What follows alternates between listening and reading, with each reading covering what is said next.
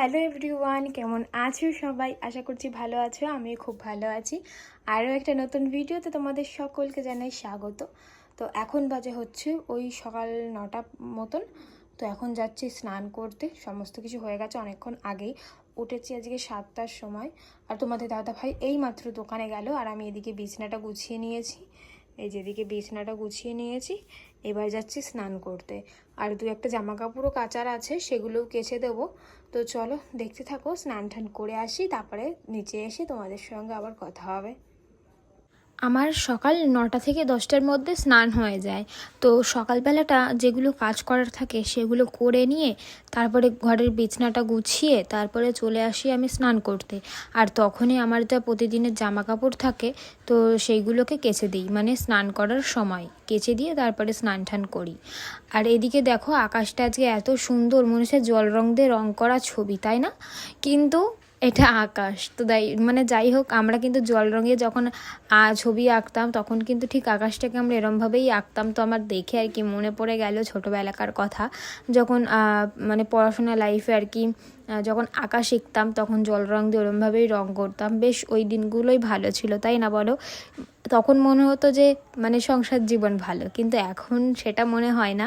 এখন মনে হয় যে স্কুল লাইফ, পড়াশোনা লাইফ এটাই ভালো। আর বেস্ট লাইফ আমি বলবো স্কুল লাইফটা, কারণ স্কুল লাইফের মতন মজা আর কোথাও হয় না। স্কুল লাইফে যেই মজাটা হয় সেটা কিন্তু কলেজ লাইফেও থাকে না, তাই বেস্ট লাইফ স্কুল লাইফ। স্নান টান কমপ্লিট করে এইমাত্র নিচে আসলাম, আর এখন একমাত্র কাজ হচ্ছে চুলটাকে শোকানো। চুলটা যদি এখন না শোকায় সারাদিনে আর শোকাবে না, কারণ একটু পরে রান্না করতে যাব দুপুরের, তখন আরও ঘামেতে আরও ভিজে যাবে। তো সকালবেলা বাজার করে চলে এসেছে বাবা, তো বাজারগুলো এখন নামাবো। কী এনেছে দেখি, চলো গিয়ে ব্যাগ থেকে নামাই, সব জায়গার জিনিস জায়গায় রাখি, সবজি টবজিগুলো সব ঝুড়িতে রাখি। মাছ এনেছে না মাংস এনেছে, তো চলো দেখি। আজকে মাংস আনারই কথা রয়েছে, কালকে মাছ খেয়েছিলাম, তো দেখা যাক আজকে কী এনেছে। আমি ঠিক জানি না, এখনও দেখিনি, জানিই না। তো চলো দেখি গিয়ে কী এনেছে। তো আমাদের যেহেতু প্রতিদিনের বাজার প্রতিদিনই হয়, সেই জন্য আমাদের না অল্প অল্প করেই বাজার নিয়ে আসা হয়। তো সেই বাজারগুলো আমরা প্রতিদিন রান্না করে খেয়ে নিই, আবার পরের দিন সকালবেলা গিয়ে বাজার করা হয়। প্রতিদিনের টাটকা সবজি কিন্তু আমরা বাড়িতে নিয়ে এসে খাই প্রতিদিন। তো এই একটা ভালো, তাই না বলো? আর টাটকা সবজি তো প্রতিদিন খাওয়া ভালোই। আর এদিকে নিয়ে এসেছে ঝিঙে, তারপরে এই প্যাকেটে রয়েছে শসা, আর এখানে রয়েছে এক কাঁদি কলা। তো কলাগুলো কিন্তু ভীষণ ফ্রেশ আর অনেকটা মোটা মোটা কলাগুলো, বেশ ভালো। খেতে কেমন হবে আমি ঠিক এখন জানি না, কারণ আমি এখনও পর্যন্ত খাইনি কলাগুলো। তো আগে খেয়েছি, তবে এই কাদের কলাটা খাইনি, মিষ্টি না কীরকম হবে জানি না। আর ওই যে তোমাদেরকে বললাম আজকে চিকেন নিয়ে আসার কথা ছিল, যে চিকেন নিয়ে এসেছে। চিকেনটা আমি ঢালবো গামলায়।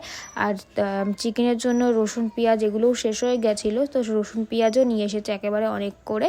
তো এদিকে চিকেনটা ঢেলে নিচ্ছি, এখানে অনেকটাই চিকেন রয়েছে। তো চিকেন আমরা ধরতে গেলে বাড়িতে 3জন খাই, কোনো দিন 4জন খাই, নইলে 4জনের জায়গায় আবার কোনো দিন 3জনও হয়ে যায়। তো তাও এখানে অনেকটা পরিমাণে চিকেন রয়েছে, 1 কিলো চিকেন রয়েছে।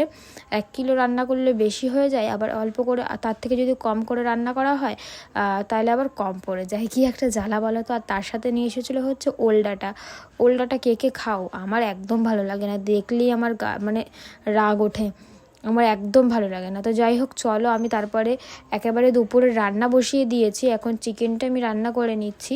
আর সকালবেলা আজকে 2 রকম তরকারি হয়েছিল, তো সেই তরকারিগুলো যেন তো রয়েছে, কারণ সকালবেলা এতটা পরিমাণে তরকারি হয়ে গেছিলো যে সকালে খেয়ে শেষ হয়নি।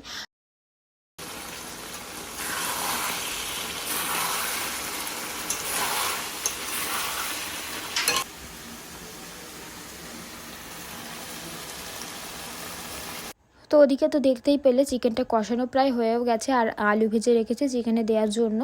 আর এদিকে করব হচ্ছে কচুর শাক। তো ওখানে কচুর শাকটা আমার শাশুড়ি মা কেটে দিল, আর এদিকে পেঁয়াজ রসুন লঙ্কা সব কিছু কেটে দিয়েছে এগুলো কচুর শাকে দেওয়ার জন্য। আর এদিকে আমি একটু শসা কেটে নিয়েছি, যেহেতু আজকে মাংস হচ্ছে সেই কারণে শসা তো খাবই। আর এমনিও শসা আমি প্রতিদিনই খাই, মাঝে মধ্যে 2-1 দিন হয়তো স্কিপ করে যাই, তো তাছাড়া প্রতিদিনই খাই শসা। তো আজকে মাংস হচ্ছে, স্পেশালি মাংসের জন্য তো খাবোই, তাই না? আর মাংসের সাথে স্যালাড খেতে বেশ ভালোই লাগে, তাই না? আর এদিকে কচুর শাকটাও বসিয়ে দিয়েছি, এবার একটুখানি জল দিয়ে কচুর শাকটা ঢেকে দেবো, তাহলে একদম পুরো মিহি হয়ে যাবে শাকটা। আর দেখো দুপুরে খাওয়া দাওয়া করার পরে তোমাদের দাদাভাইকে দিয়ে একটু কাজ করিয়ে নিচ্ছি। আমার 2-3টে চুড়িদার ব্লাউজ সব জমে গেছিলো সেলাই করার জন্য, মানে মোড়ার জন্য, তো সেগুলো জমে গেছিলো, তাই তোমাদের দাদাভাইকে দিয়ে আজকে আমি সব সেলাই করিয়ে নিয়েছি। আর ও গরমের মধ্যে সেলাই করে দিচ্ছে, প্রচুর গরম লাগছে জানি ঠিকই, কিন্তু এগুলো সেলাই তো করতে হবে। আর যেহেতু বাড়িতে আমাদের মেশিন রয়েছে আর তোমাদের দাদাভাইও সেলাই জানে, তো সেই কারণে আর কি ওকে দিয়ে সেলাই করায়, বাইরে থেকে আর কারোর কাছে সেলাই করায় না। তো এখানে কিন্তু 2-3টে ব্লাউজ, 2-3টে জামা, 3 পিস আর কি, এগুলো সব ওকে দিয়ে সেলাই করিয়ে নিলাম। তারপরে এক এক করে এক এক দিন পরবো। তো যাই হোক, তারপরে একটুখানি ঘুমিয়ে নিয়েছিলাম, আধা ঘন্টা 1 ঘন্টা মতন ঘুমিয়েছিলাম। তারপরে ঘুম থেকে উঠে আমি ঘর বারান্দা উঠোন সব ঝাড় দিয়ে নিচ্ছি। তো এত পরিমাণে ধুলো উঠছে কি বলবো, সারা গা এমনি মানে গরমেতে একদম কেমন হচ্ছে, ঘামে ভর্তি, তারপরে এরকম আবার ধুলো হয়ে গেল গাটা। তো যাই হোক, তারপরে মুখ হাত পা ধুয়ে আসলাম ঝাড় দিয়ে। তো ফ্রিজে ছিল কাঁঠাল, আজকে সকালবেলা কাঁঠাল ভাঙা হয়েছিল একটা, তো সেই কাঁঠাল ভেঙে আমরা সবাই মিলে খেয়েছিলাম। আর তোমাদের দাদাভাই যেহেতু বাড়ি ছিল না, দোকানে ছিল, তাই ওর জন্য ফ্রিজে রেখে দিয়েছিলাম। তাই এখন বার করে ওকে দিচ্ছি খাওয়ার জন্য। তো দিয়ে দেখিও খায় কিনা, ও আবার খেতে চায় না, তো যখন মুড চায় তখনই খায় আর কি। এখন হয়ে গেছে সন্ধে, আর এখন বাজে হচ্ছে 7টা বেজে গেছে মনে হয়, পুরো 7টা 1 বাজে। আর তোমাদের দাদাভাই ওই 6:30টার সময় দোকানে চলে গেছে, 6:30টার সময় দোকানে চলে গেছে। আমি এই যে এখন বসে আছি, আর ওকে দিয়ে আমি সেলাই করলাম 2টো আমার নতুন 3 পিস, 2টো ব্লাউজ, 3টে ব্লাউজ সেলাই করিয়েছি। এইগুলোই সেলাই করিয়েছি, একদম নতুন নতুন সব কিছু তো সেলাই করতেই হবে বলো, মানে দোকান থেকে কিনে নিয়ে এসেই তার গায়ে হয়ে যায় না, ঢিলা হয়, সেগুলো তো একটু মুড়ে নিতে হবে। তো সেই জন্য আর কি অনেকগুলো জমে গেছিলো, তাই ওকে দিয়ে সেলাই করালাম। এবার এক একদিন পরবো এক একটা।